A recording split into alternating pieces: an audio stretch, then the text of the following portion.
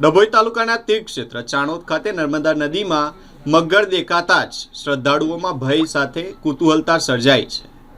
આ મગરનો video social મીડિયામાં પણ ખૂબ જ વાયરલ થઈ રહ્યો છે। ડભોઈ તાલુકાના તીર્થક્ષેત્ર ચાણોદ ખાતે આવેલા સુપ્રસિદ્ધ મલ્હારરાવ ઘાટ નજીક નર્મદા નદીના પાણીમાં મગર લટાર મારતો જોવા મળ્યો હતો। નદીમાં મગર ફરતો હોવાનો વિડીયો સ્થાનિકોએ પોતાના મોબાઈલના કેમેરામાં કેદ કર્યો હતો, જે હાલ સોશિયલ મીડિયામાં વાયરલ થઈ રહ્યો છે।